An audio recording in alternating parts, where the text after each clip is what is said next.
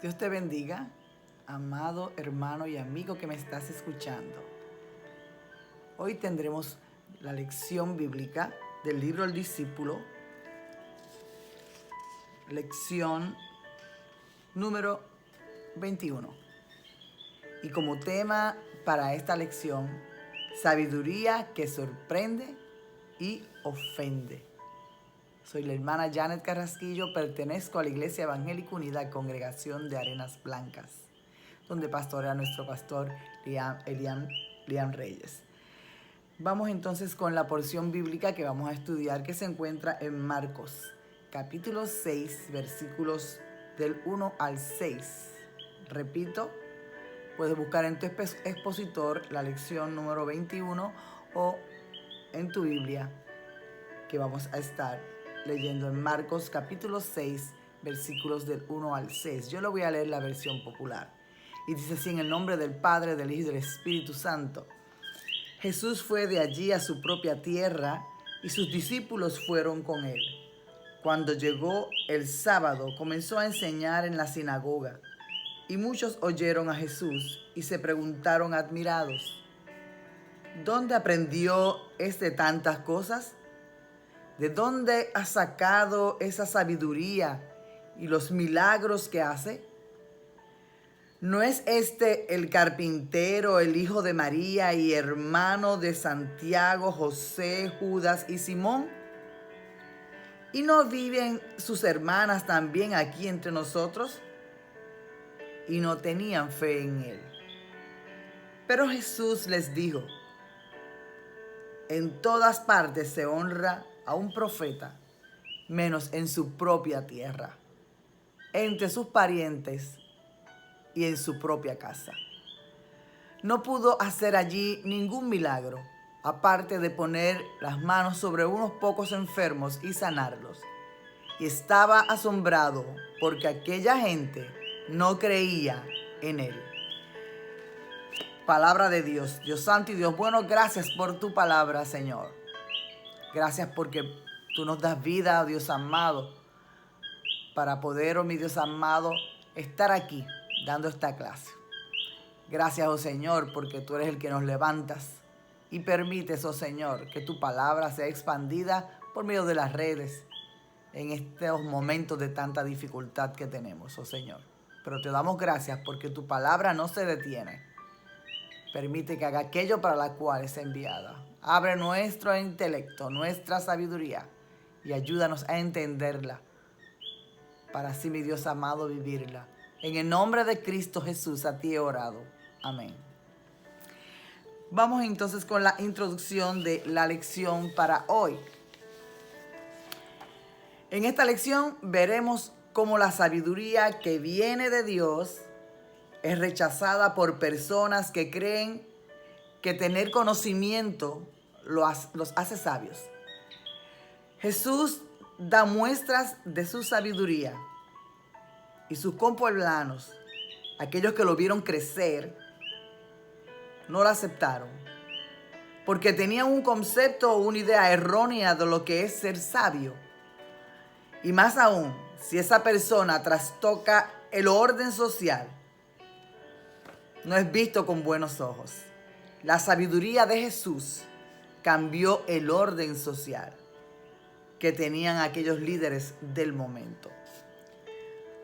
Vamos al análisis de las Escrituras y vamos a, repito, para aquellos que están con su Biblia o aquellos que tengan expositores, en el libro de Mateos, el Evangelio de Mateos, capítulo 6, versículos del 1 al 6. En el versículo 1 y 2, después de haber hecho milagros, Jesús regresa a su tierra, a Nazaret, donde se había criado. Como era de costumbre, va a la sinagoga.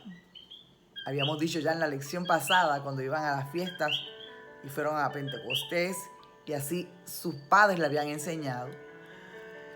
Pues fueron a la sinagoga, un lugar de estudio y enseñanza religiosa, en la que parte del culto era leer y explicar las Escrituras.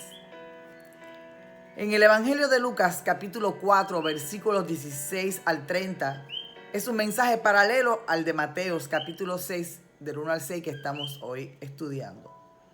Y dice el versículo 17 en Lucas: y se le dio el libro del profeta Isaías, y habiendo abierto el libro, halló el lugar donde estaba escrito, y así sigue diciendo: el Espíritu del Señor está sobre mí.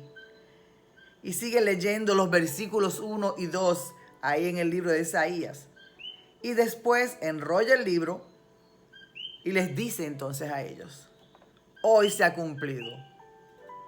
En otras palabras, que él era ese de quien hablaba el profeta Isaías. Aquí tenemos esa sabiduría que sorprende y ofende. Ofende a aquellos que creían saberlo todo. Y empieza entonces, cuando él dice eso, empieza entonces las preguntas y empieza la murmuración. ¿Y dónde aprendió tanto? ¿De dónde sacó esa sabiduría? Y esos milagros que dicen que él hace. ¿Cómo es posible? Si este es el que nosotros conocemos. En el versículo 3, aquí empiezan a hablar de la familia de Jesús. Y ese no es el hijo de María. Ya para esos momentos José había muerto. Este no es el carpintero, hermano de, y sus hermanas que son, que viven aquí. No podían creer que Jesús, a quien habían visto crecer desde niño, podía ser sabio y hacer tantos milagros y ser un hacedor de milagros. No podían creerlo. En el versículo 4, en este versículo está la frase que todavía hoy se repite: no hay profeta en su propia tierra.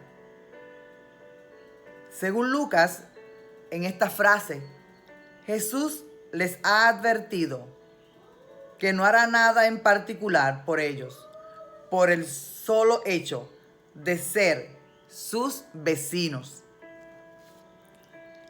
En el versículo 5 y 6, Jesús no pudo hacer muchos milagros por la incredulidad de aquella gente. Esto nos asombra a nosotros y asombró al mismo Jesús.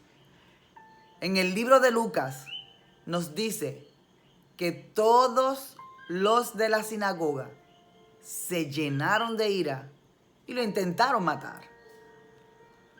Vamos entonces a la aplicación. Número 1.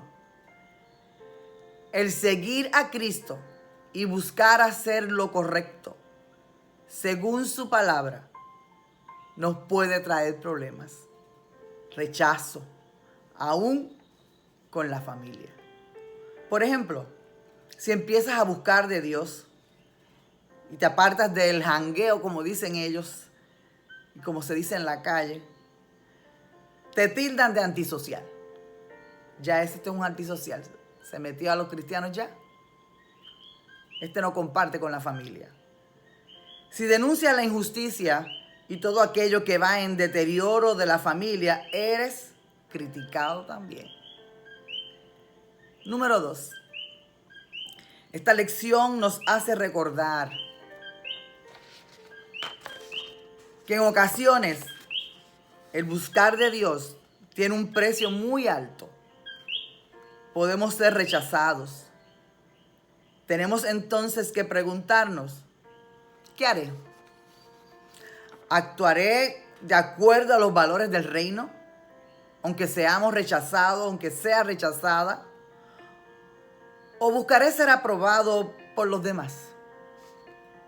Jesucristo fue rechazado por su pueblo. Y ese rechazo lo llevó hasta la muerte de cruz. Número 3. Existe la falsa sabiduría de los santurrones, que se creen capaces de darle consejos a todos y hacer que vivan bajo su base de reglas si no vives bajo esas reglas, su forma de establecer quién se va y quién no, te va para el infierno. En lugar de dejarse llevar por el amor y la misericordia, quieren ir por encima de ese amor y por encima de la misericordia de Dios, poniendo cargas que ni ellos la pueden llevar. Tales personas nos recuerdan a aquellos religiosos que se molestaban con Jesús porque sanaba el día de reposo o porque comía y se juntaba con pecadores. Número 4. La sabiduría proviene de Dios, el único, el verdadero y completamente sabio. Por lo tanto, no debemos creer que somos mejores que los demás. Debemos reconocer que tenemos que buscar más de Dios, escudriñar su palabra y pedir en oración a Dios que nos haga más sabios y entendidos. Permitamos que su Espíritu Santo nos guíe y nos redarguya en cómo hablar, cuándo hablar o cuándo callar, como decíamos en la lección pasada. Que antes de hablar o actuar, pensemos, ¿qué haría Jesús en mi lugar? ¿Cómo actuaría Jesús en este momento en el que estamos viviendo? Número 5. Que cuando te critiquen, sea no porque estás haciendo lo incorrecto, sino porque eres fiel al Evangelio de Jesucristo, de amor y misericordia y justicia. Que seas un defensor de los valores del reino que Jesús modeló. Como conclusión, te voy a leer del libro de Mateos, del Evangelio de Mateos. En el capítulo 5, versículos 10 y 11 dice: bienaventurados los que padecen persecución por causa de la justicia, porque de ellos es el reino de los cielos.